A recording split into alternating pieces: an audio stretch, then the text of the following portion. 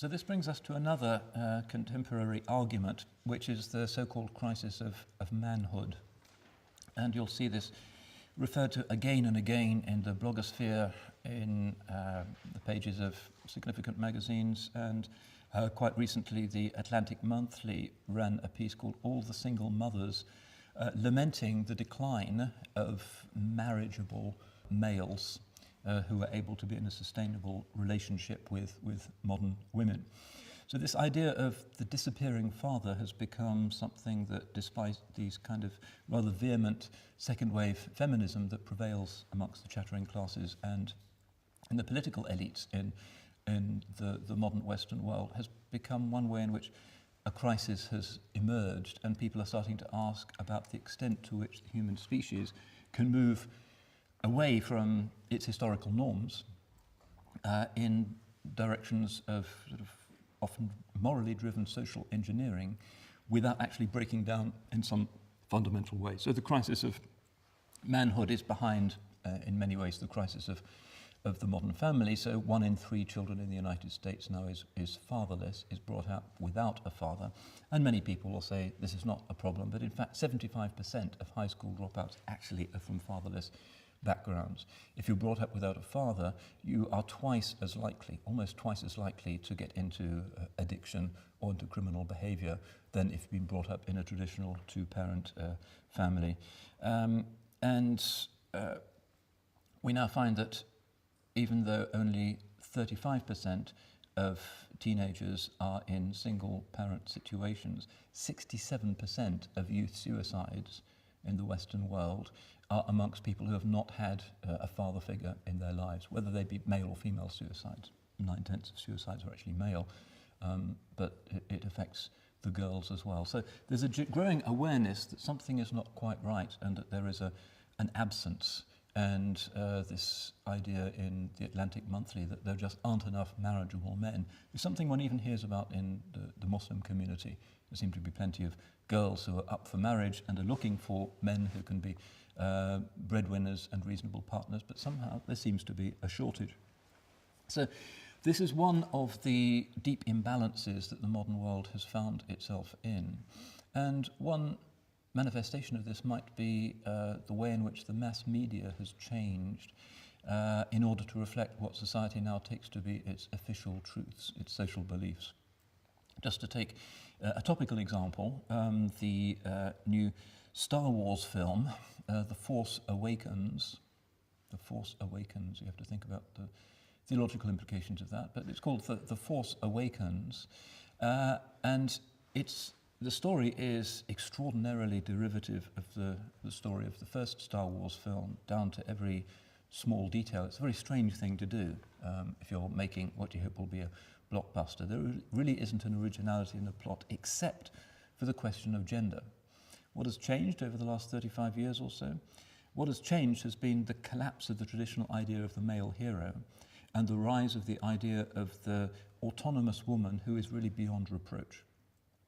So what we find is that really the key character now is not Luke Skywalker, who's he's sort of sulking out at the edge of the galaxy somewhere. He's not really being a hero and trying to deal with the evil empire. He's kind of licking his wounds and being a bit of a loser. Instead, the one who is central to the story is, of course, a female, and a very young female. And by some amazing post-initiatic capacity, she is able, even though she's living on some dump of a desert planet, she is able suddenly to fly starships better than Harrison Ford ever could. She's able to fight with robots, and she can use lightsabers, and she's a kind of amazing super warrior, even though she's just a little girl. And her name is Rey. Now, Rey, is just about everybody knows, actually means king. So she has a name of a kind of patriarch, the traditional symbol of male sacred and secular authority, which is the king. She now gets that name, and these things, of course, are very carefully chosen. Now, the original Star Wars myth was based on Lucas's discipleship of Joseph Campbell and his famous groundbreaking book, The Hero with a Thousand Faces, which is all about steps of initiation, essentially from boyhood and childhood into manhood.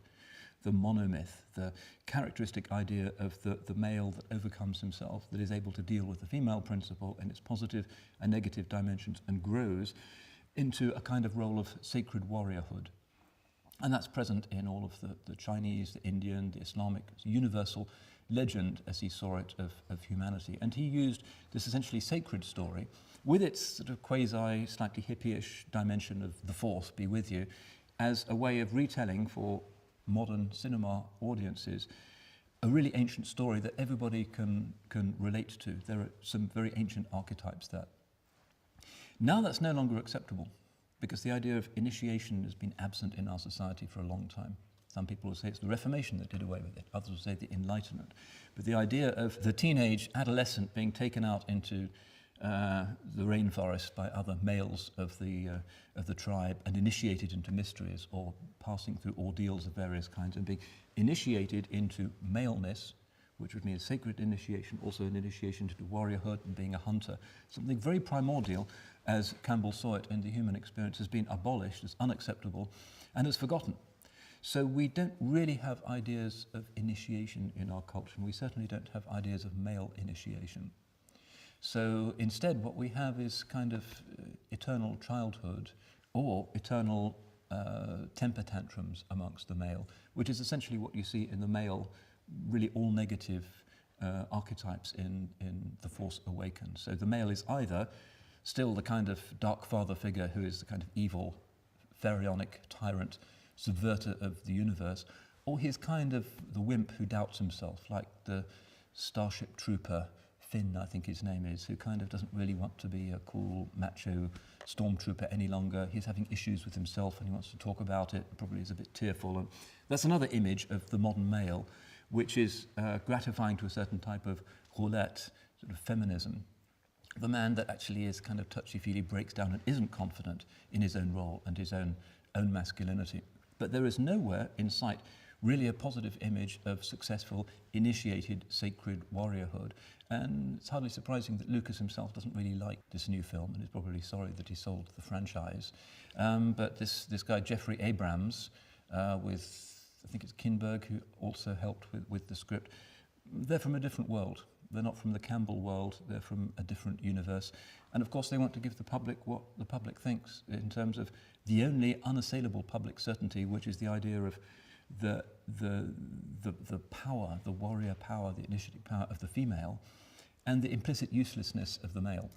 Where does this leave young men who still have the physiology of their ancestors and are looking, craving for forms of initiation and want a definition of gender? What is it to be growing into manhood? Is it just adolescence and physical changes and awkward hormones and not smelling too good? Or is there some significance to this? Secular world will say, well, you have to determine your own identity. Everything is in flux. You might even figure out that you want to determine your own sexuality at some point. You might decide on that. Or you might decide that you're in the wrong gender and you might have a sex change. And more people are having gender reassignment surgery. Nobody any longer belongs unambiguously to a particular set of coordinates. And that opens up all kinds of opportunities, no doubt, for human venturesomeness. But at the same time, young people are given very few landmarks, very little support. They're not really told what it is to be male any longer. They're not really told what it is to belong to a particular city or country or social class. Everything is in flux and negotiable.